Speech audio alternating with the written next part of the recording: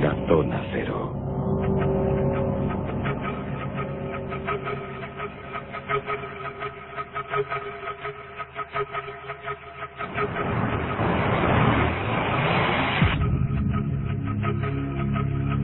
Hoy posiblemente nuestra querida Zona Cero se debería llamar España de Leyenda o el Mundo de Leyenda, porque son muchas las leyendas que han adornado el mundo del misterio. A lo largo de los años, a lo largo de los siglos, siempre el hombre ha querido creer, ha tenido afán por la creencia. Y a veces, pues, alguien ha creado leyendas en torno a núcleos originales, bien es cierto, pero en otras no tanto. En otras ni había núcleo original ni había nada. Así que esta noche el programa es para esas falsedades históricas que conmovieron al mundo. Algunas de ellas son tremendamente populares, tremendamente famosas. Tan famosas que ya ni siquiera hay que documentarse porque todo el mundo piensa que son realidad. ¿Cuántas veces hemos hablado del experimento de Filadelfia como un hecho cierto, como algo que ocurrió en realidad, algo que quedó ahí en los laboratorios norteamericanos? Bueno, pues hoy te intentaremos contar todo lo que sabemos sobre estos asuntos, y no son pocos. Carlos Canales, ¿qué tal? Buenas noches. Hola, buenas noches. Pues casi hoy tenemos que llamar el mundo de leyenda, ¿no?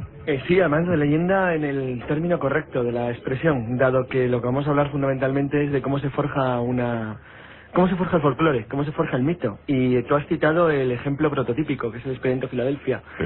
Yo creo que si ahora mismo hiciéramos una encuesta entre los oyentes habituales, alguna pequeña minoría que haya podido tener conocimiento de la gran investigación que realizó en los años 80 Jacques Vallée, pues probablemente pensaría que el experimento Filadelfia, del cual incluso hay 2 películas, pues que se trató de un experimento real de prueba de invencibilidad por parte del ejército, de la Marina de los Estados Unidos. Bueno, es absolutamente falso. ¿Tú dirías, Carlos, que afortunadamente todavía no queda Jacques Vallée? En este caso sí, además nunca mejor dicho, porque Jacques Vallée, y aquí de manera casual, dado que no lo pretendía, porque en su caso él y el Colegio Invisible, que dirigieron la investigación sobre el experimento Filadelfia, lo que buscaban era comprobar un dato de una persona por ellos muy apreciada, que era Morris Jessup, que era un gran investigador y del cual ellos tenían una alta consideración. El cómo descubrieron, no la falsedad, sino cómo se genera una leyenda y un mito a través de un hecho, en parte cierto, que luego veremos cuál era, pues dice mucho sobre 2 cosas. Uno, la generación del folclore en una sociedad, y cómo se generan los mitos en las sociedades industriales como la nuestra. Y lo segundo, que es lo más importante y para mí lo más siniestro, a quién intenta generar lo que se denomina en estos ambientes las ideas meméticas, es decir, las ideas del falso engaño. El falso engaño. Bueno, pues esta noche vamos a tener oportunidad de conversar sobre estos asuntos. Tenemos además, Carlos ha establecido unas subdivisiones, tenemos casi por grupos, varias áreas a tratar. Y por cierto, también a tenor de la tertulia que tuvimos el pasado viernes, Carlos, hay que ver cómo tenemos a la clase científica, a los físicos están que tienen, así que haz el favor. Bueno, hay que pedir perdón. Porque mira que darle más importancia al estudio de los agujeros negros antes que los neutrinos. No, yo creo que en esto, a mí, y creo que a ti también, sí, que vas a ti, que eres el que diriges el programa, sí, yo me imagino que estarás muy, muy orgulloso y además con motivo de la calidad de los oyentes que tienes. Y yo, en la parte que me toca, pues también, sinceramente. Esto lo que hace que nos procuremos poner las pilas, ¿verdad? Claro, pero yo reconozco que, somos letras. Claro. Y que cuando nosotros tratamos una noticia, el hecho de que la tratemos es que le damos importancia. Obviamente, y además es cierto, cada uno de nosotros tiene su especialidad, salvo Juan Ignacio, que estuvo invitado el viernes pasado. Sí, que nos ponía a hacer multitud. Carecemos en general de una cultura científica al nivel como para poder sostener discusiones o diálogos profundos sobre física cuántica, sobre matemática avanzada. Nuestro afán es la divulgación. Claro, somos periodistas en este sentido. Si nosotros damos las noticias que consideramos que dentro de las decenas de noticias que se dan son las más interesantes. Por ejemplo, porque ya la avanzo porque la voy a llevar el viernes y supongo que alguien más de mis compañeros también. Sí. El anuncio de la NASA de hoy, de la suspensión de los viajes a Marte, que se veía venir, y luego hablaremos por qué, como el viernes hablaremos por qué, pues obviamente para nosotros es una noticia de cabecera. Porque es una noticia de cabecera desde el punto de vista del periodismo, es decir, de lo que es la novedad, lo que es interesante para el público, lo que creemos que puede ser trascendente. Por supuesto, cuando tratemos de los temas técnicos de por qué la NASA dice que no hay que hacer de momento viajes a Marte, cualquier especialista, cualquier ingeniero, cualquier físico, cualquier matemático, cualquier técnico que tenga conocimientos de lo que son viajes espaciales, pues podrá cuestionar lo que nosotros decimos. Lo que pasa es que nosotros operamos más como transmisores, como verdaderos conocedores del hecho. Vale. No se trata, por ejemplo, del caso de lo que yo voy a hablar hoy. Aquí sé que creo que sé de lo que estoy hablando. En otro caso hago de transmisor, hago de lo que es un periodista puro. Y en todo caso generamos opinión. Efectivamente, que es de lo que se trata, es decir, de poner al alcance del oyente medio lo que entendemos que es el tema de discusión y de conversación, alejado totalmente de lo que todo el mundo sabía, de la política, el deporte, que ocupan el 90% del horario. Exacto, nuestra misión, mi misión en concreto como responsable del espacio es traer estos asuntos a la antena para que la gente los conozca, para que tenga su opinión, para que vaya intentando sumergirse en estos asuntos, pero claro, tampoco vamos a sentar cátedra aquí sobre lo que traemos, ni vamos Claro, a... y más cuando la noticia ni siquiera es nuestra. Por eso, por ejemplo, decía que lo de hoy, yo hoy sí me voy a mojar, en el sentido de opinar. Hoy voy a dar opiniones muy claras de lo que yo considero, no considero, es decir, de lo que sé que son fraudes. Bueno, tenemos fraudes en varios grupos. Bueno, la clasificación que has dicho no es mía. La clasificación, que es muy original y está a disposición de todo el mundo, la ha realizado un museo muy curioso que hay en California, que es el Museo de Historia Innatural. Innatural, sí. El Museo de Historia Natural, que no tendría traducción en castellano, es el Innatural Museum. Pues lo que considera, bueno, ha llegado al extremo de que considera que es una subindustria, la falsificación de temas misteriosos. O sea, se ha convertido en un género casi. Claro, es un subgénero, como de los libros revelados, que parece un género literario ya de tantos que hay. Sí. Lo que pasa es que en este caso, realmente el Museo de Historia Natural no tiene razón. Y cuando digo que no tiene razón, quiero decir que cuando los oyentes oigan los casos que vamos a contar esta noche, verán que entre ellos hay un origen, una naturaleza claramente diferente. Tú has citado en la introducción el caso del cráneo de Piltdown. Bueno, el cráneo de Piltdown es totalmente diferente en la forma de provocación de la falsedad de, por ejemplo, el caso del residente Norfolk o el caso del expediente Filadelfia. Exacto, porque Piltdown es un fraude. Claro. Piltdown es un fraude provocado por una especie de mezcla de patrioterismo, como luego veremos, y de afán de notoriedad. El caso del regente Norfolk sería la base de un error provocado por el miedo. Luego contaremos por qué. Eso sería ya una leyenda entonces. Exacto, sería una leyenda en el sentido más absoluto, como el caso de los niños verdes de Banjos. En tanto que en el caso del experimento Filadelfia es a mí el que más me preocupa. Porque el caso del experimento Filadelfia, como el del Majestic, el MJ-12, que sería el otro, por poner los dos más claros, son claros casos de manipulación. Manipulación interesada. Sí. Es decir, es la filtración de una noticia que tiene las suficientes dosis de verdad como para que un investigador prestigioso enganche la noticia, la siga en las pistas que le van dando, para años después demostrar que todo era un fraude. Sí. Y desacreditarle, no solo a él, sino a cualquier investigación que en el pasado hubiera podido realizar. Entonces tenemos desapariciones misteriosas, tenemos fraudes antropológicos, tenemos criptozoología. Efectivamente. O sea que hay varias vertientes. Sí, y en todos los casos el objetivo o el resultado es el mismo. Es decir, es o la anulación de un folclore en formación, o la creación de folclore puramente, como es el caso del expediente de Filadelfia, o la destrucción de la obra de investigación de alguien. A ver, vamos a empezar por esa batalla de Galípoli. Yo creo que podemos empezar por Galípoli porque sí. Sería el caso de folclore en formación más clásico, porque sí. Además está muy relacionado con el caso que contamos de los arqueros de Mons. Sí. Cuento casi primero de introducción el de los arqueros de Mons porque la gente va a entender rápidamente cómo se conecta la esperanza con la imaginación, que es una de las bases de la formación de una leyenda. 1914, Primera Guerra Mundial, Batalla de Flandes. El ejército británico, muy acosado por los alemanes que acaban de ocupar Bélgica, se encuentra en una situación desesperada. Los franceses están combatiendo en el Marne, a unos kilómetros de París, y bueno, parece que el frente occidental se está hundiendo.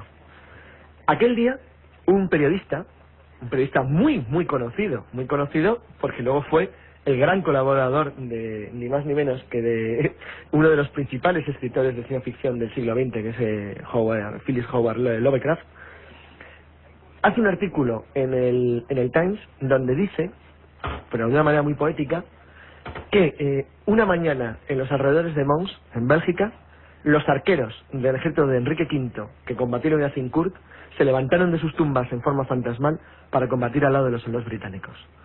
Eso él no se lo atribuye, sino que dice, inventado, que se lo han contado varios testigos en el frente. Nadie se lo contó jamás al periodista. Sin embargo, 2 semanas después, había miles de soldados británicos que juraban, y se hubieran muerto creyéndoselo, que los arqueros fantasmas del rey Enrique V se habían levantado de sus tumbas para ayudarles contra los alemanes. Por supuesto, miles de soldados envalentonados. Efectivamente, miles de soldados que eran capaces de lanzarse un asalto de una trinchera contra ametralladoras, perdiendo el 90% de sus regimientos en muertos y heridos, solo porque estaban convencidos de que una fuerza divina les estaba apoyando.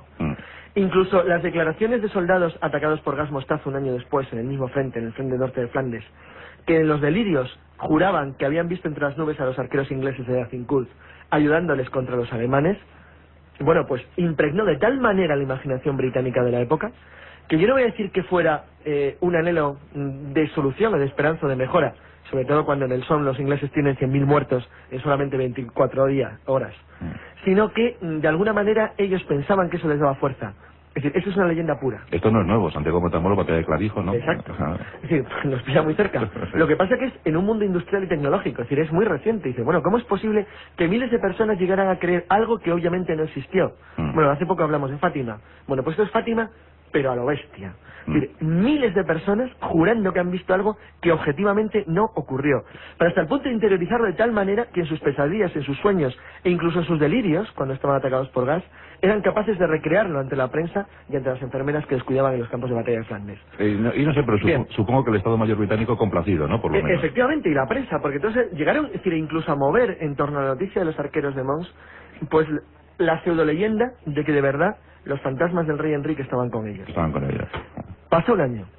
Nos vamos a colocar ya en Galípoli.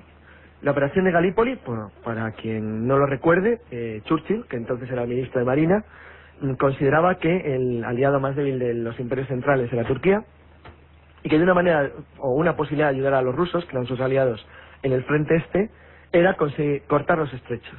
Es decir, ocupar los estrechos que separan Estambul de, bueno, la Tracia turca del continente asiático, y de esa manera infligir una especie de golpe de muerte al Imperio Otomano y romper, por un lado, la alianza del eje con el sureste de Europa.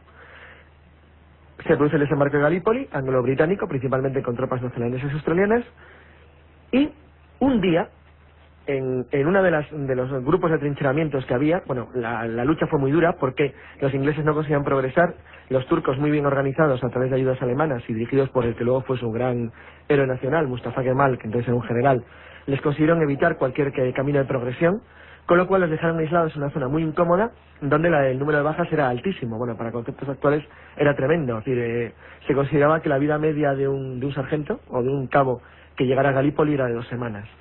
Entonces, bueno, ante semejante panorama, una situación en la que se encontraban los soldados australianos y neozelandeses que cubrían el frente de batalla principal era desesperada. Y era la primera vez que entraban en combate. Exacto, o sea, es decir, no se esperaba una situación semejante, era una guerra de trincheras cerrada, donde la verdad es que la mortandad era, pues, espantosa.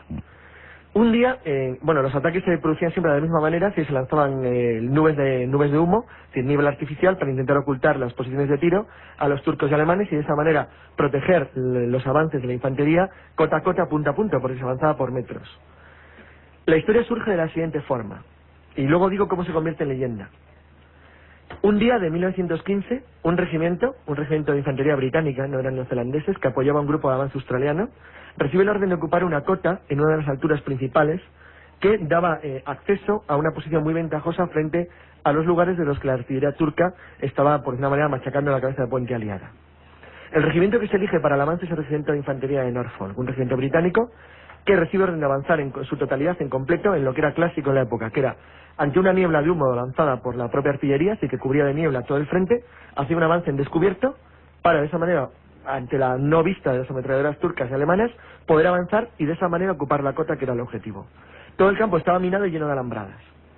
El regimiento de Norfolk parte de mañana, supuestamente con día visible, es decir, había una cierta claridad. Cuando alcanzan la cota, dicen los testigos que apreció una especie de nube que cubrió todo el regimiento y delante de la vista de todos el regimiento entero desapareció. Bueno, eso por supuesto no ocurrió jamás. Pero era mucho mejor eso que explicar la realidad. Hay dos versiones. La más conocida en España es la que publicó Andreas Faber-Kaiser en un libro muy conocido, Las nubes del engaño, donde explica de una manera muy clara qué fue lo que le ocurrió al regimiento de Norfolk. Hay dos teorías más, las cuales no fueron nunca recogidas por la historiografía oficial británica de los años posteriores a la guerra. Y es que las bajas del regimiento de Norfolk en el ataque a la cota principal de defensa turca en la batalla de Galípoli fueron del 95%. Exacto, ese es el dato que yo manejo. Murió todo un regimiento en 2 horas. Exacto, y no convenía decir eso. Exacto, es decir, en 2 horas. Es decir, para que alguien se haga una idea de lo que eso significa que no quedó nadie vivo de 3.000 personas en un campo de 300 metros de ancho por 1.000 metros de profundidad. Eso es tan salvajada, de cualquier forma que se mire, que lo que no se le podía decir a los que estaban detrás es que cuando avanzaran les iba a ocurrir lo mismo. Que es mismo. exactamente lo que les ocurrió. Sí, yo según tengo entendido no quedaron más de 200 supervivientes. Una y otra vez durante 2 semanas, constantemente. Tanto ingleses como franceses, australianos y neozelandeses. 200.000 muertos. Entonces, esa salvajada había que ocultarla de alguna manera. La leyenda del residente de Norfolk fue muy bonita. Fue muy bonita porque era meter un elemento sobrenatural en una historia absolutamente lógica, tecnológica y brutal. Eso es clásico. Es clásico y está en el fondo de la base del mito del experimento Filadelfia, aunque no en el fondo de lo que ocurrió.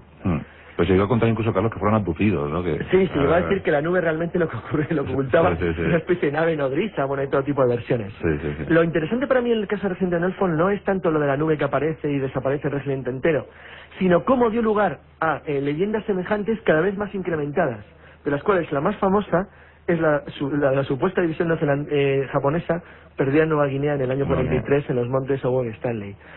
Bueno, ya no es que sea falso, es absolutamente falso. Pero por cerrar lo de Norfolk, Carlos, el sentimiento que llegó al campo de batalla, lo que circuló por la zona... Lo que circuló por la zona es que un regimiento entero había sido lanzado al ataque contra una cota en medio de una niebla obviamente la niebla artificial, eran cargas de niebla lanzadas por los propios soldados aliados, que ocultaron aproximadamente unos 4 kilómetros de fondo del ataque británico. Y la niebla les protegió. Sí, que la niebla las lanzaban para proteger. La niebla es cierto que perjudicaba al asaltante, pero perjudicaba mucho más al defensor.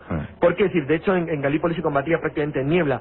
Se combatía en niebla artificial porque la claridad era muy alta. Es como combatir en Extremadura o en Andalucía. Normalmente los días son muy claros, como en todo el Mediterráneo. Entonces los soldados británicos lo que intentaban era protegerse con nieblas artificiales para cubrir los radios de tiro de los soldados turcos en todo lo que era el frente de batalla, que era muy corto. Bueno, realmente les salió mal. Pero algo tenía que explicarse. Es decir, algo había que decirle a los que les tocaba la oleada siguiente para explicarles que no quedaba nadie de la oleada que estaba delante. Y directamente desaparecieron. Hay una película, no sobre el regimiento de Norfolk, que es Galípoli, donde se expresa muy bien el problema. El problema es saber que los que salen delante tuyo no van a volver, pero es que si sales tú te va a ocurrir exactamente lo mismo. Entonces, ¿cómo se oculta eso? Es decir, ¿qué haces cuando sabes? Sí, el problema, como en todos los sentimientos humanos, es cuando ya no tiene remedio la cosa. Y en el caso del regimiento de Norfolk es que no tenía remedio, porque había un regimiento que salía detrás. Sí, entonces muchos oficiales es lógico pensar, estamos hablando del año 1915, que dejaran correr la historia de que había desaparecido directamente. No, era mucho porque mejor. De hecho, la leyenda del regimiento de Norfolk surge mucho después de la Guerra Mundial. Y llega hasta el extremo de falsedad, que en algunos casos, y esto Faber-Case no lo recoge, pero sí está recogido en dos de las investigaciones de tanto de Vallée como el Colegio Invisible, que en el caso del regimiento de Norfolk es verdad que algunos familiares de soldados británicos pidieron información a los turcos sobre si estaban prisioneros o sobre si había ocurrido algo con sus familiares. Los turcos obviamente no tenían información, simplemente ellos cuando cogían, había pequeñas treguas para recoger cadáveres, algunos de ellos estaban hechos picadillo, no había identificación genética como es lógico, y lo que hacían es que simplemente los enterraban o los dejaban abandonados a los buitres o lo que fuera. Y ocupaban el altísimo porcentaje de desaparecidos, ¿no? Exacto, pasaban a ocupar una gran parte de desaparecidos que en algunas batallas de trincheras como en Verdún o como en el caso de Galípoli pues fueron muy superiores al número de muertos identificados. De ahí empieza la leyenda, ¿no? Claro, ahí empieza la leyenda, es decir, los propios oficiales británicos, oficinistas británicos empiezan a correr la leyenda de que una nube misteriosa había ocultado al regimiento de Norfolk y le había hecho desaparecer. De ahí a decir que fue un ovni, pues solamente quedaba el paso de 40 años. De 40. Y de eso es leyenda en formación absoluta. Sí. Bueno, pues el regimiento de Norfolk. Vamos a la Segunda Guerra Mundial. Vamos a Nueva Guinea y vamos a hablar de algunos japoneses. Nueva Guinea. El caso de Nueva Guinea es el mismo, pero muy exagerado. Y además el caso de Nueva Guinea hay una alteración de posición, dado que en realidad el fenómeno no se dio en Nueva Guinea, sino en Borneo. Al final de la Guerra Mundial, en 1945, dos unidades bastante grandes y dos divisiones japonesas que operaban en Borneo contra los australianos quedaron aisladas en la zona de la jungla. Una de ellas es verdad que inició una especie de marcha infernal a lo largo de todo lo que es la frontera entre el Sarawak y lo que es el Borneo malayo y lo que es el Borneo indonesio, de unos 500 kilómetros en la jungla, donde llegaron incluso a producirse actos de canibalismo. Bueno, esta leyenda muy estudiada y analizada por historiadores australianos de la Guerra Mundial dio lugar a un mito que curiosamente se cambió de isla y pasó a la de Nueva Guinea, que es la de la supuesta desaparición de una división entera japonesa en el año 1943 en los montes Owen Stanley. Es cierto, y eso sí que es verdad, que después de los combates en la ruta de la pista de Kokoda, en la pista que iba desde la zona norte de Nueva Guinea al sur, las tropas australianas y americanas que combatían en la zona sur, pues encontraron que aunque prácticamente el enemigo, a partir del año 43, se volatilizó delante de sus narices, es decir, desapareció. Realmente el castigo al que habían estado sometidos los japoneses era tan intenso, es decir, por falta de suministros, hambre, enfermedades, aislamiento, que es que realmente se volatilizaron, o sea, es que desaparecieron. físicamente, pero por muerte, accidentes, enfermedad o puramente agotamiento o dispersión. Bueno, el hecho cierto es que algunas de las unidades paracaidistas americanas lanzadas en el sector de Buna, una zona norte de Nueva Guinea, donde se supone o se suponía que la resistencia japonesa tenía que ser muy fuerte, se encontraron con la sorpresa de que no había enemigos a los que combatir. Pero sí había restos de los enemigos a los que combatir. Había armas, había suministros, había provisiones, había huellas en las aldeas melanesias, pero no había japoneses. Entonces empezó a correr el rumor, típico rumor Radio Makuto de soldado en el frente, ¿dónde están los enemigos? No hay enemigos a los que combatir. Y surgió el mito de que una división entera se había volatilizado en Nueva Guinea. Nunca ocurrió. Como dijo muy bien un general japonés, al que entrevistaron sobre este asunto en 1974, o sea, hace ya muchos años, dice que efectivamente él sabe dónde están. Se preguntaron, ¿y dónde están? Dijo, se los comió la selva. Se los comió la selva. Claro. Está muy bien dicho. Sí. Además, el asunto del canibalismo entre los soldados japoneses siempre se ha comentado. Yo tengo alguna crónica recogida en Filipinas también, ¿eh? Sí, hubo casos. El caso de Borneo es el más conocido. Sí. Pues mira, en Borneo, Sarawak, aquellos ambientes también descritos por Emilio Salgari, ¿no? Sí, Raja Blanco. Exacto, en sus historias. Pues bueno, se los comió la selva. Son las historias que estamos proponiendo esta noche en un asunto de leyenda, de falsedad. Vamos a hablar, por supuesto, del experimento de Filadelfia después de las noticias, quedan un par de minutos. Pero hay que apuntar cosas también sobre, por ejemplo, lo de Piltdown, o lo de los niños verdes. Adelántanos algo de los niños verdes. Lo de los niños verdes es estos niños murcianos. Los niños verdes a mí es el de los que más me interesa, como te dije antes del programa, con el expediente de Filadelfia, porque no se trata de una leyenda popular, es una leyenda literaria. Exacto. Cómo un autor de gran prestigio es capaz, recogiendo datos que él mismo alteró, de falsificar una historia hasta el punto de que todavía este año, y yo lo puedo asegurar, no voy a decir dónde, he vuelto a leer la leyenda de los niños verdes de Banjos, que es no solo falsa, sino encima la transposición de una leyenda medieval galesa del siglo XII. Crear un pueblo en Murcia, crear un apellido en Murcia y unos niños en Murcia que solo comían guisantes y verduras. Bueno, pues esa historia la contaremos después de las noticias. Y, por ejemplo, esta de la sirena también va a ser muy divertida. La sirena es muy bonita. La del hombre de hielo también. En fin, que tenemos tu monstruo favorito, el monstruo del lago Silver. El monstruo del lago Silver. Es lo que se llama atracción turística. Eso es fuerza mediática, dirían ahora. Exacto. Creo que lo vais a pasar bien en nuestro monográfico Zona Cero, hablando sobre estas falsedades que nos ha dado la historia del misterio. Ahora llega la noticia, nos ponemos al tanto de la actualidad y después regresamos con Carlos Canales hablando aquí en la Zona Cero.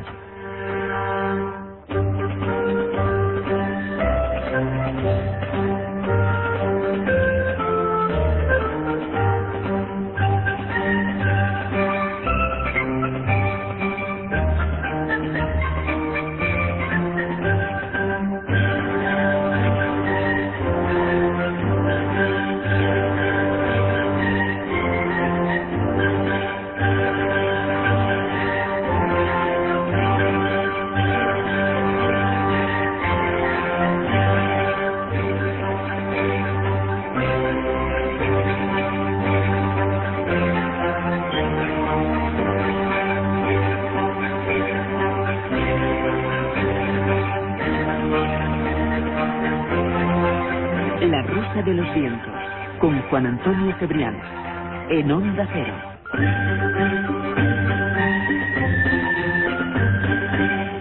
La rosa de los vientos.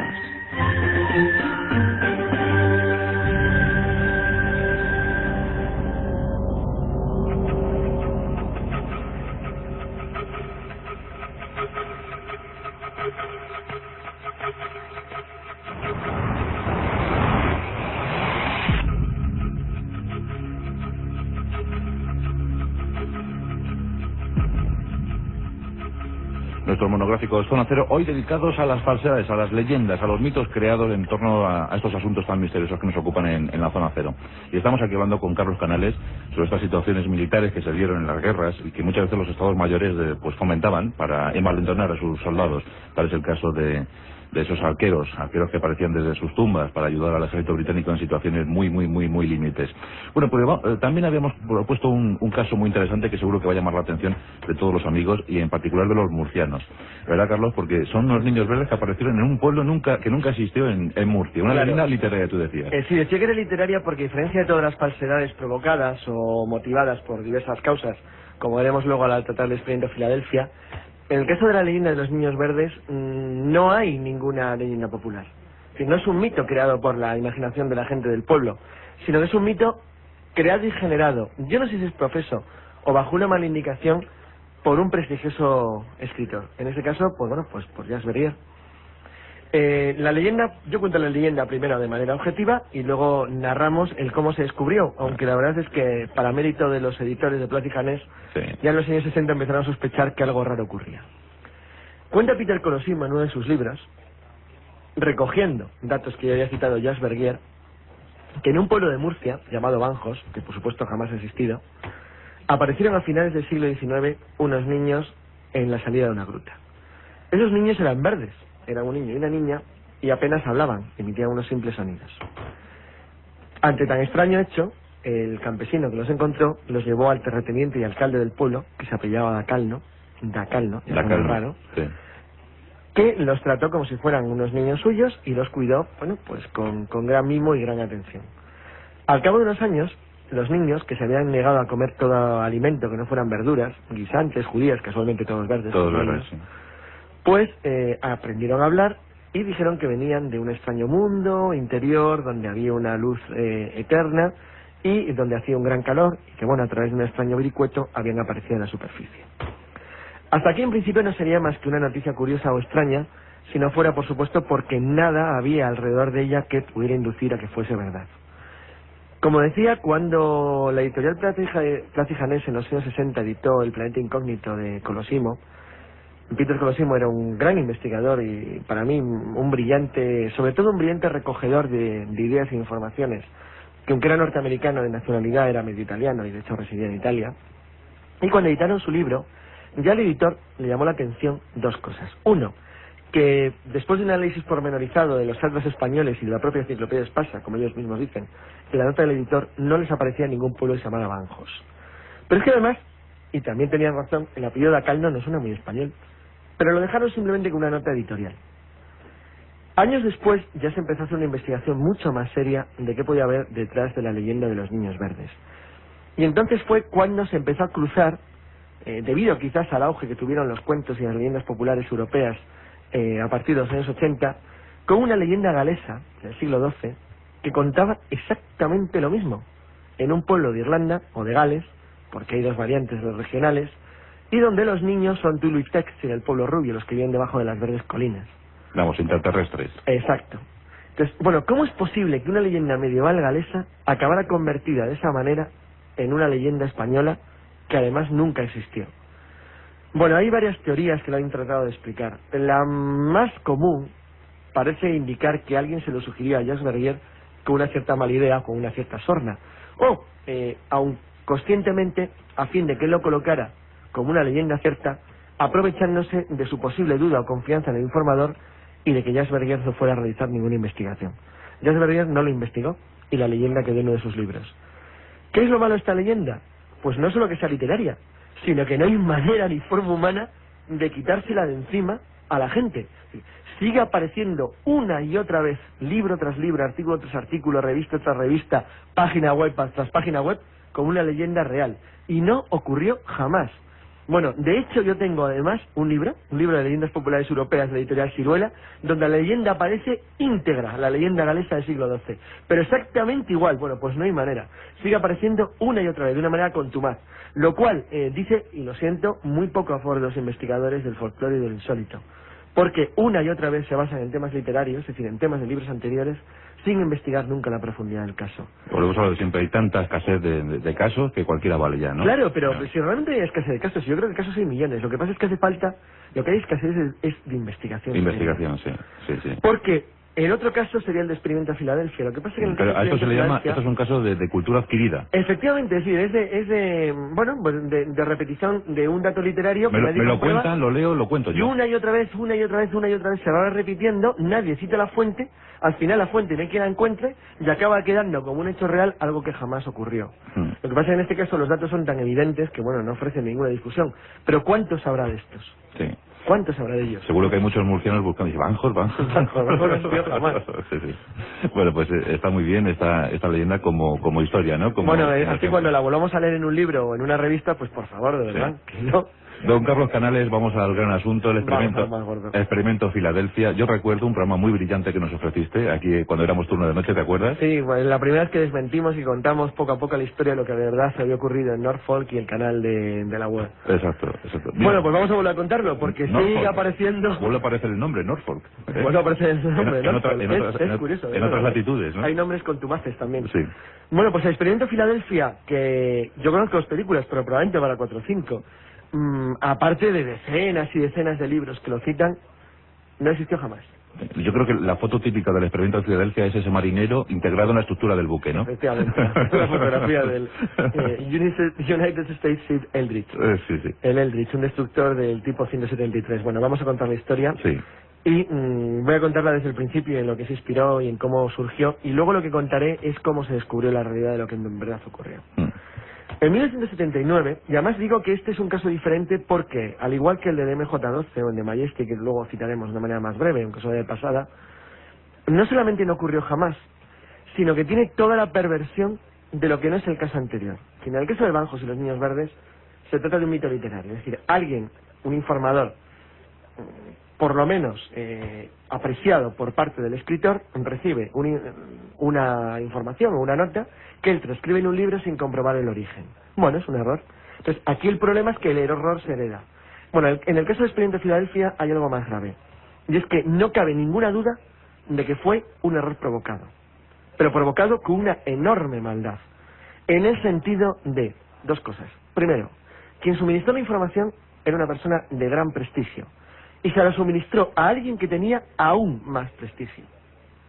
Con esa información se construyó una noticia de gran impacto, dado que fue la causa de un libro de una altísima producción editorial.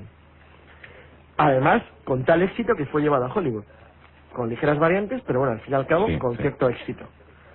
Y con otra maldad añadida, y es que el experimento de Filadelfia como experimento sí existió. Lo que no ocurrió es lo que obviamente dice el libro de la puesta en práctica. Exacto. Y bueno, primero vamos a contar cómo surge el tema. Luego, quiénes son los 2 autores de la historia, qué es lo que dice la historia y qué es lo que ocurrió en verdad. Y por supuesto, cómo se hizo la investigación real. Y después voy a dar mi propia conclusión, que creo que a alguien le va a sorprender. William Moore, un profesor de literatura británica, de literatura inglesa, de lengua inglesa, investigador de lo paranormal en general, pero no muy conocido, informa a Charles Berlitz, nieto del fundador de las Academias Berlitz, un hombre que hablaba 16 idiomas, muy culto y mundialmente famoso por su libro El Triángulo de las Bermudas. Es decir, eligió a alguien muy famoso de un hecho que él le aseguró que le iba a sorprender. William Moore aseguraba tener información muy directa de la Marina de Estados Unidos de un supuesto experimento que se había producido durante la Segunda Guerra Mundial. Primer caso de este tipo de informaciones. La persona que facilita la información es alguien que podía garantizar que su información era de confianza. Sí, no es un cualquiera. 2.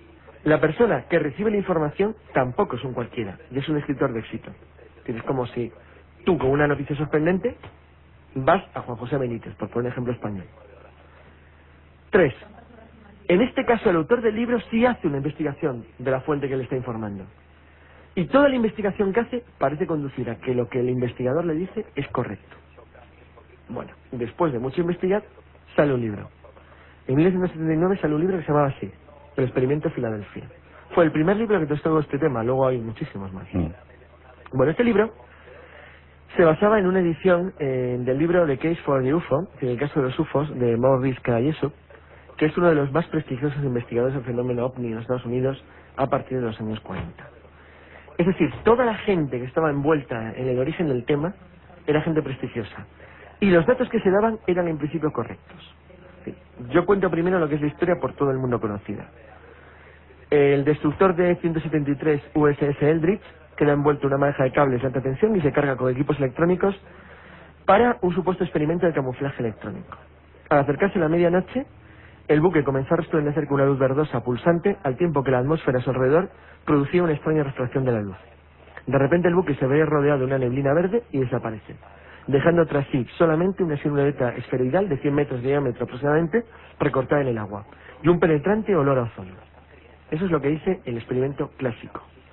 A partir de ahí, el buque es teletransportado desde Norfolk, Virginia, desde su base en el puerto de Filadelfia, en Filadelfia, y sorprendentemente todo ha ido bien.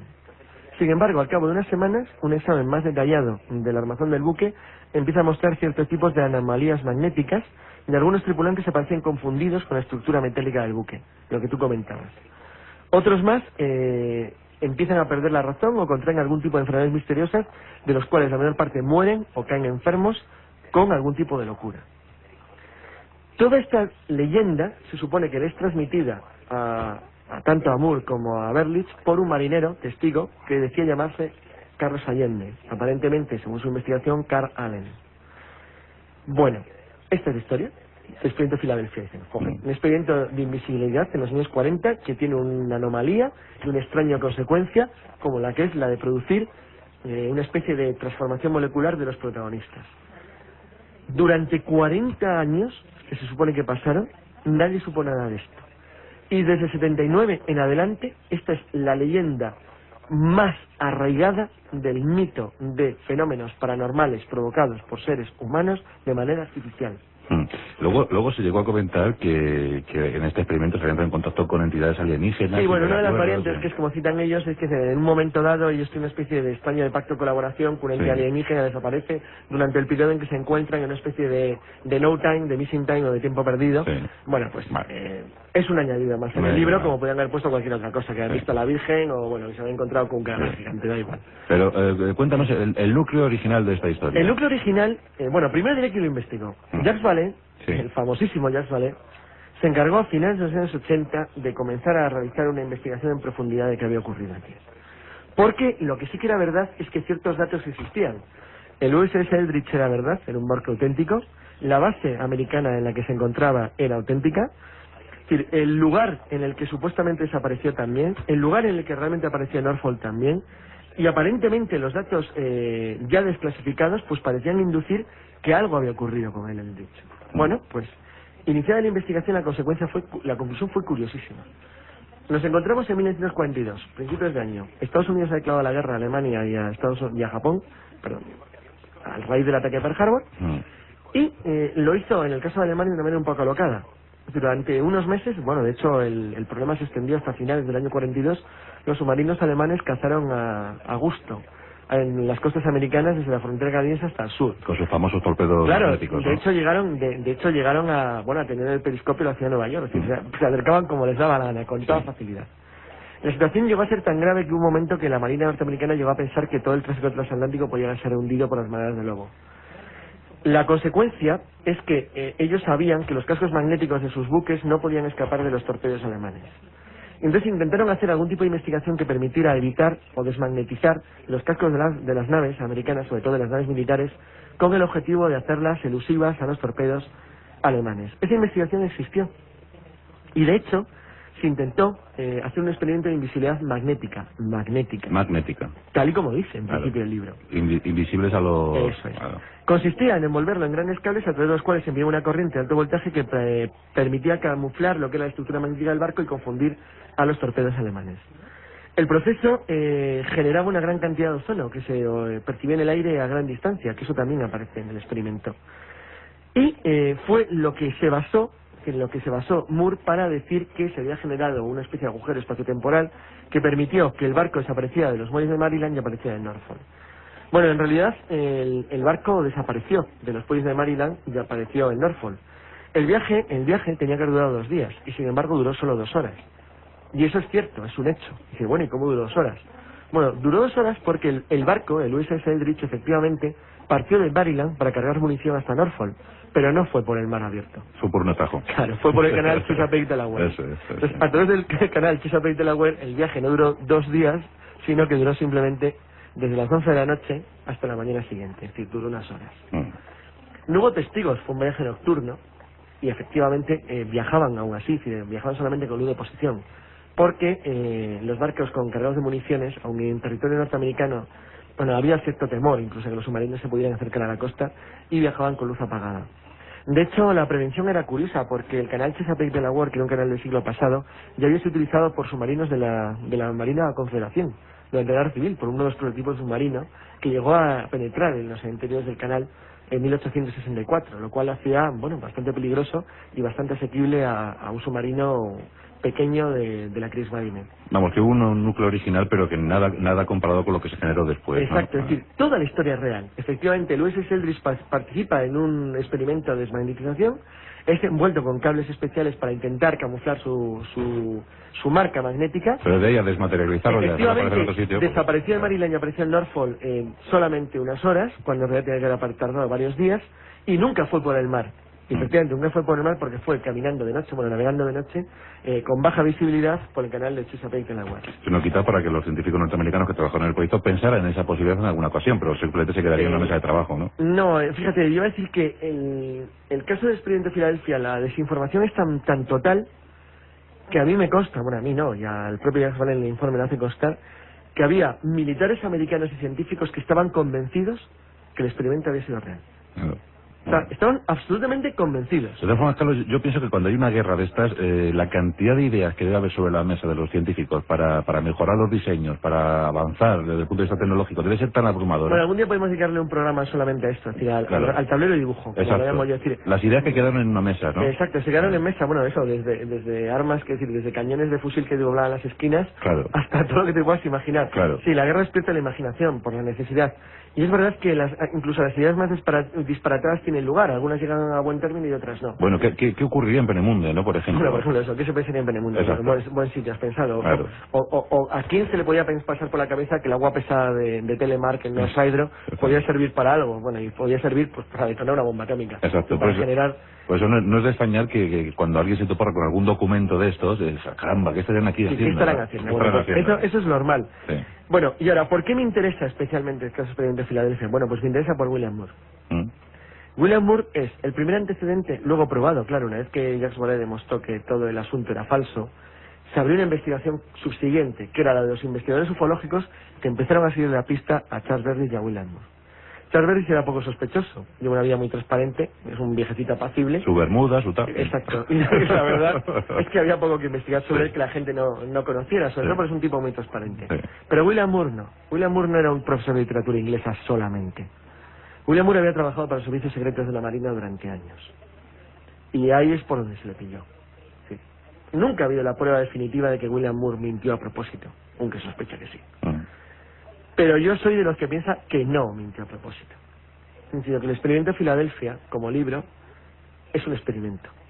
Un experimento sociológico de largo alcance de cómo generar una leyenda urbana, porque no deja de ser más que una leyenda urbana, pero provocada con la típica mezcla de realidad-fantasía que distorsiona de tal manera los hechos que al final nadie sabe ser capaz de distinguir qué es verdad y qué es mentira. Como el caso Humo. Más que como el caso Humo, que yo creo que fue un intento de otro tipo, como el caso Majestic, como el Majestic, entonces, sí. Que es como partiendo de datos probablemente reales, alguien puede tejer una trama en la cual las pistas conducen siempre hacia algo aparentemente real que nunca puede ser desentrañado del todo. Con lo cual queda la duda de, ¿habrá algo de verdad ahí? Bueno, el caso, afortunadamente, en el caso de Filadelfia, se demostró que no había nada de verdad. Pero, por ejemplo, en MJ12 siempre quedó pendiente el caso de, si aunque toda la historia es falsa y se sabe que es falsa, ¿quedó algo de verdad al margen de la historia? Bueno, es lo que nunca queda claro. O sea, que como dijo nuestro amigo Santiago Camacho, todo es conspiración. Exacto. Todo es conspiración. Bueno, pues ahí está el experimento Filadelfia. Y hemos dado una suerte de casos que seguro que han llamado vuestra atención. Pero tenemos aquí otros curiositos, vamos a llamarlos así, curiositos, a la miscelánea. Yo creo que podemos hacer un pequeño resumen de unos cuantos. Exacto, por ejemplo, Piltdown, porque Piltdown es el más clásico, tú lo has dicho muy bien al principio, es decir, cuando se empieza a decir, cuando la antropología empieza a investigar los restos de homínidos en Europa, pues bueno, el hecho cierto es que los alemanes tienen al hombre de Neandertal, los franceses tienen al Cro-Magnon desde 1868, bueno, el Neandertal fue de 1856, y los alemanes los ingleses se encuentran con que no tienen nada. ¿Y nosotros qué? Y dice, bueno, ¿y qué pasa? ¿Aquí no había seres anteriores a los Homo sapiens? Bueno, la potencia hegemónica. Nosotros, efectivamente, el primer imperio del mundo, con Britania gobernando las olas, no vamos a tener a nadie. No vamos a tener bueno, pues lo tuvieron. El origen del fraude estuvo en Charles Dawson, que era un geólogo amateur, que dijo haber descubierto los restos de un extraño ser, y aprovechando que había gente dispuesta a creerlo, pues lanzaron el mito de que un extraño ser humanoide había aparecido en el territorio británico, y que era desde luego mucho más antiguo y mucho más importante que los restos de los cromañones o los neandertal. Es curioso que grandes antropólogos como Teilhard y Chardin desde el principio dijeron que aquí olía a fraude, a kilómetros. Sí. Sin embargo, por supuesto, ya hemos hablado de las salas de Cottingley, Arthur Conan Doyle, autor de Sherlock Holmes, llega y dice, esto es cierto. Y famoso crédulo, dijo que por supuesto aquello era cierto. Además era vecino, vivía muy cerca. Pero estamos en una casa... Estamos de nuevo en la misma época. En la misma época, a principios del siglo XX, y el hecho cierto es que algo tenía que ocurrir. Y nos encontramos a un Sir Arthur Conan Doyle, del que ya hemos hablado aquí, largo y tendido, muy afectado por la muerte de su hijo. Exacto, en la Guerra Mundial, él Sí. pertenecía a la Sociedad Teosófica Británica. Y tenía su vida eso, ¿no? Exacto, y él estaba dispuesto a creer cualquier cosa. Además, acabo de decir que era vecino, vivía muy cerca donde se habían encontrado los restos. Y lo cierto y lo increíble es que en contra de todos los antropólogos europeos, de todos, los británicos sostuvieron de manera absolutamente terca hasta que murió Dawson en 1916 que el cráneo de Piltdown era auténtico. Es curioso que tanto Arthur Smith Woodward como Arthur Keith y Grafton Elliot Smith, que eran los más prestigiosos antropólogos británicos, creyeron de verdad que los restos eran ciertos, eran válidos y auténticos. Pero lo interesante es que ya se había demostrado con claridad que no podía ser, y que tenía toda la pinta de ser un cráneo humano moderno y una mandíbula de orangután. Muy bien limaditos, ¿no? Pese a la terquedad británica, hasta 1953, en que un equipo dirigido por el profesor Kenneth Pace Oakley, usando un test de flúor, dató los restos en 100 años, el Museo Británico mantuvo contra viento y marea que el cráneo de Piltdown era auténtico. Hasta 1953, cuando hacía más de 40 años que nadie en el mundo daba un duro por la autenticidad de esa pieza. Sí, esa A veces el nacionalismo es malo hasta en esto. Es la famosa prepotencia británica, ¿no? No, pero ya hablo de nacionalismo en general. ¿Hasta qué punto te niegas a creer la evidencia simplemente porque no quieres reconocer que lo tuyo no es válido? Y eso que cuando murió el descubridor se dejaron de producir descubrimientos, ¿no? Sí, claro, cuando murió en 1916 apareció, claro, ya no había manera de sacar vueltas. ¿Los había fabricado todos? Bueno, pues este es el extraño caso del hombre de Piltdown. Además que sería el caso más famoso de falsedad antropológica. Los británicos sostuvieron que era real hasta bien entrada la década de los 50. Sí, en realidad sabían que no era real desde mucho antes. Pero el Museo Británico hasta el año 53, hasta en la investigación de test de flúor, mantuvieron que podía ser real. Esto, Carlos, sería un caso de sostenello y no enmendallo. Pero además, de cabezonería radical. Bueno, cuéntanos el famoso caso del monstruo del lago Silver, que eso también tiene que ver. El lago Silver pertenece a la variante de mitos turísticos. Ahora que estamos en verano, exacto. Sí, la historia consiste en que a veces las apariciones de serpientes marinas no solamente generan una gran fama al lago en cuestión, sino que obviamente lo que generan es un gran nivel de ingresos por parte del turismo que llega en la zona. En el lago no está contentísimo con que nos descubran, ¿no? Sí, efectivamente.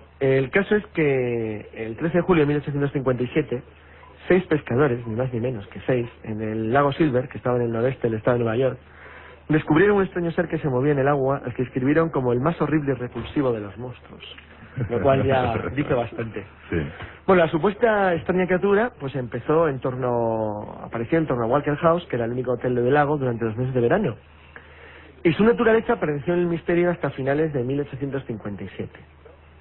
Es cierto que ya entre la prensa seria de Nueva York pues llamaba bastante la atención que el monstruo siempre se aparecía en los alrededores de Walker House, que era el único hotel, cuando el lago Silver es bastante grande. Sí. Porque el monstruo siempre sale a la luz del día delante del hotel, pues que también... Era un hotel bueno. Efectivamente, era un hotel bueno, pero bueno, eso cierto es que ya que un monstruo tenga querencia al hotel, pues es bastante sospechoso. Sí. El caso es que a veces los que hacen una trampa pues tienen mala suerte, y en este caso la tuvieron.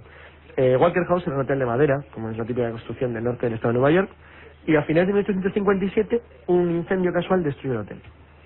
Y mala suerte, en las cenizas, los bomberos, los que habían colaborado en el pueblo en la eliminación del incendio y en el resto de los restos, descubrieron lo que había sido una perfecta falsificación de un bonito monstruo lacustre hecho en madera y caucho, y que había sido fabricado única y exclusivamente como interés turístico. Como interés turístico. Bueno, pues ahí, y llenaron el hotel con turistas que querían ver al monstruo. Llenaron el hotel con turistas que querían ver al monstruo. Y el circo se llenó con el hombre del hielo, ¿no? Lo de los circos es curioso, porque los circos tienen dos casos muy famosos. El primero es la famosa sirena del circo Barnum. La sirenita, sí. Que además incorporó algo que va a ser famoso en todas las leyendas o historias de falsos seres circenses, que es lo de los $25 por entrada. 25 centavos. Perdón, centavos. Siempre 25 centavos. ¿Por qué siempre 25 centavos? Pues nadie lo sabe, pero parece que es el precio típico para ver un monstruo. Bueno, el Circo Barnum tenía la ventaja a su favor cuando exponía su famosísima sirena a mediados del siglo pasado, de que ya era entonces el circo más famoso del mundo. Bueno, Barnum, que luego se unió al famosísimo... se unieron 2-3 circos en un grupo gigantesco que todavía existe en Florida.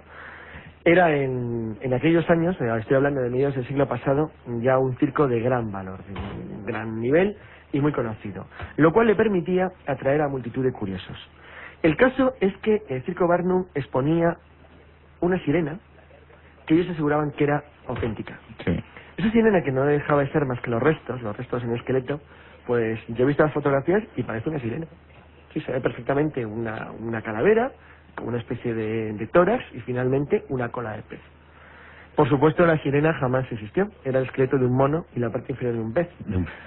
Pero hasta 1842, durante 20 años, sostuvieron contra viento y marea que la sirena del Circo Barnum era auténtica. Oye, y eso a 25 Todavía he visto un libro, y esto es real, de 1930, que asegura como ejemplo de sirena la fotografía de la sirena del Circo Barnum. En el año 30. En el año 30. Casi un siglo después de que se demostrara su absoluta falsedad. ¿Y el hombre de hielo que desapareció misteriosamente? Y el hombre de hielo es el más famoso de todos. Es el más famoso de todos porque sobre él hay una leyenda doble. Aquí se mezclan ambas cosas, lo que es la leyenda literaria con la leyenda folclórica, o lo que es la leyenda popular. Y sobre todo con la introducción de un fenómeno muy curioso, que es la aparición de los estudiosos de la criptozoología como posible prueba de la existencia de algún tipo de ser intermedio entre los primates más avanzados y el hombre. Cuento la historia desde el principio. En 1968, Ivan Sanderson, que es uno de los padres de la criptozoología, y Bernard Heuvelmans, un naturalista belga, que es el otro gran padre de la criptozoología, creyeron conjuntamente haber realizado lo que ellos llamaron unos descubrimientos del siglo, porque fueron informados de que una criatura de aspecto pues ligeramente humana se encontraba conservada en un bloque de hielo y exhibida en circos ambulantes del medio oeste de Estados Unidos. El dueño, que se llamaba Frank Hansen, que por supuesto cobraba los 25 centavos de rigor por dejar ver su extraño ser, llamó la atención porque les dejó, tanto a Heuvelmans como a Sanderson, el hacer una investigación completa del ser. Les dejó total libertad, lo cual les sorprendió, porque cuando se trata de un fraude, rara vez el que obtiene un ingreso económico del fraude deja que los supuestos investigadores, o en este caso los investigadores serios, se acerquen a verlo. La historia que contó del origen del ser es muy curiosa, y lo cuento porque, como esta historia es de los años 60, es el único punto, y luego lo tocaré al final, que puede romper a favor de la verdad lo que voy a contar. Dice que una patrulla de boinas verdes en la jungla del río Mekong tuvieron un encuentro con un ser muy extraño. Después de dispararle, lo mataron, lo metieron en una body bag, en una bolsa de plástico, y a través de un helicóptero lo enviaron a un barco en el delta, bueno, en la costa, que lo transportó hasta los Estados Unidos. Hansen nunca dijo cómo lo adquirió, aunque parece ser que se trató de algún tipo de contrabando, si lo adquirió de alguna manera ilegal o fraudulenta del ejército, lo metió en hielo y se dedicó a exhibirlo por los circos. Lo interesante es que ante la noticia, porque Sanderson y Heuvelmans eran muy conocidos, el Instituto Smithsonian, que es una institución muy prestigiosa, encomendó al doctor John Napier la investigación de todo lo que ocurría. Y entonces pasó algo muy divertido, y es que John Napier lo que pensó es que ocultaba un asesinato. Y lo que hizo es que se notificó al FBI. Y el FBI abrió un auténtico expediente X. Estaba el amigo Hoover, ¿no? Claro, sí, estaba Hoover, y Edgar Hoover abrió una investigación sobre qué podía haber ocurrido allí. Pero Hoover paró la investigación porque decía que el FBI no se encargaba de la muerte de seres que no eran humanos. Claro. Lo cual no es gracioso. El hecho es que tanto Hansen como Sanderson y Heuvelmans se encontraron con que no tenían nada que hacer con el FBI y, por lo tanto, el bicho siguió en su espacio de hielo. Ya estaba muy dado el tema cuando una especie de tabloide, un tipo británico, que ahí en Estados Unidos se llamaba el Boletín Nacional, publicó una historia según la cual Helen Westring, que era una cazadora, decía que no había sido una patrulla norteamericana en Vietnam, sino que había sido ella en un bosque de Minnesota la que había cazado a este extraño ser de un disparo cuando estaba cazando y además le alcanzó de un disparo en el ojo derecho. La historia parecía muy correcta porque el extraño ser parecía taparse el ojo de un aparente impacto de algo violento, de un golpe. Pero entonces surgió algo más, y es que Howard Ball, que era el principal creador de figuras de Disneyland, dijo que él había creado una especie de hombre cromañón con un solo ojo, y que ese hombre cromañón con un solo ojo que le había desaparecido, lo había congelado Hansen, y es lo que tenía en el congelador, diciendo que se trataba, en realidad, de lo que Sanderson había bautizado como Homo pongoides. Homo pongoides. O sea, bueno, que ante semejante caos, el Smithsonian perdió todo interés, dijo que era una chorrada y un verdadero fraude, y pasó de ello. Sanderson y Hobelmans mantuvieron siempre que todo era real, pero el hecho cierto es que Hansen no pudo acreditarlo porque dijo que le habían robado el ser, lo cual hizo aumentar claramente las dudas sobre la legitimidad. Bueno, de hecho es que llegamos al extremo de que la Fundación Charles Ford lo considera un fraude. ¿Un fraude los de Ford? Sí, la Fundación Charles Ford lo considera un fraude, el Museo de Historia Natural, por supuesto, lo considera un fraude, y el Smithsonian no se pronuncia porque dice que carece de elementos como para probarlo. Se iba a decir que era el famoso Bigfoot, ¿no? También. Sí, exacto. Sanderson y Hobelman siempre han dicho que fue real. Que fue real. Bueno, queda la duda, pero la verdad es que no se deja de ser un caso curioso de cómo la criptozoología fue uno de los grandes casos de la criptozoología inicial. Porque hubiera sido la posibilidad de encontrar un auténtico Bigfoot vivo. Bueno, vivo, muerto, pero en estado de conservación bastante bueno. La verdad es que nunca lo sabremos. Son casos muy curiosos, falsedades históricas. Bueno, por cierto, vamos a dar algún apuntito, Carlos, antes de terminar, sobre las famosas islas misteriosas, ¿no? Ah, bueno, las islas misteriosas que podrían rellenar un programa entero. Tú que veranías a las Hespérides, pues... Sí. Bueno, yo que sí, pues las Hespérides, que sería un caso muy curioso de cómo una isla misteriosa confundida con una isla existente, como es la isla de Pitcairn en parte, y con otras islas no existentes, como la mítica isla de la novela de Julio Verne, 20.000 leguas de viaje submarino. Y perdón, la isla misteriosa, porque de hecho los mapas de las Hespérides que circularon en los años 50 recogían la edición de Julio Verne de la isla misteriosa, lo cual era francamente divertido. Bueno, las Islas Hespérides no merecería la atención si no fuera porque fueron un gobierno fantasma que llegó a emitir sus propios sellos, algo parecido a lo que hacía el Estado fantasma de Sealand, sí. Pero no con el objeto de generar un fraude filatélico ni monetario, sino con el objeto de generar algún tipo de confusión desconocida. Nunca se ha sabido muy bien. Y algún investigador creyó firmemente en ella, ¿no? Sí, algún investigador muy conocido y prestigioso que se creyó de verdad el tema de las Hespérides, no vamos a decir quién. El hecho cierto es que el caso de las Islas Hespérides se asemeja mucho al de Humo. Tiene una cierta similitud. Bueno, yo creo que ese investigador también creyó lo de Humo. Bueno, en el sentido de que se trata de algún tipo de fraude sociológico motivado por algún oscuro interés y promovido a largo plazo con el objeto de obtener algún tipo de beneficio. Aquí hay quien dice que el beneficio del tipo económico se basa en los sellos, quiero intentar provocar una rareza. Yo la verdad es que tengo mis dudas, yo creo que era de otro tipo, que se trataba más bien de un experimento de prueba de control, es decir, de ver si la gente era capaz de generarse confusión en un entorno amplio en torno a una mezcla de cartografía real con cartografía falsa, porque algunos de los elementos de la cartografía de las Hespérides parecían indicar que hacían referencia a una isla mítica, la isla Dougherty, que es una supuesta isla situada al sur de Pitcairn antes de llegar a la Antártida, y que aparentemente está y no está en los mapas en algunas ocasiones. El caso más famoso de islas evanescentes, aparte de San Brondón, que también mereció un programa, es el caso de las Islas Auroras. Las Islas Auroras, que aparecen citadas, por ejemplo, en las aventuras de Arthur Godwin Pym, de Edgar Allan Poe, eran unas supuestas islas situadas al sur de las Malvinas, entre las Malvinas y las Sandwich, y que aparecían y desaparecían una y otra vez, sin que se consiguiera fijar su situación. Llegó a tal extremo que yo tengo 4 libros en mi casa, y lo he mirado hoy, que dan a las Islas Auroras por existentes. Por existentes. Bueno, uno de los libros, la última edición, es de 1979. Las Islas Auroras en realidad no existieron jamás. La mejor investigación que hice sobre ellas corresponde a un marino de la Armada Argentina. Está en un pequeño cuadernito de la Biblioteca Nacional. Fue una gran investigación de Jesús Callejo, que debe estar entre los dogones en algún lugar de Mali, que encontró este pequeño cuadernito, que no sé por qué se encuentra en la Biblioteca Nacional, porque no se editó como libro, sino que es una especie de publicación facsímil. Este capitán de la Marina Argentina había realizado un año antes, en el 78, una investigación, siguiendo órdenes de la Armada de su país, para buscar posibles fondeaderos de submarinos chilenos en caso de un conflicto por las islas del Canal de Beagle. Y en previsión también de un conflicto con la Gran Bretaña por las Islas Malvinas, las Sandwich y South Georgia.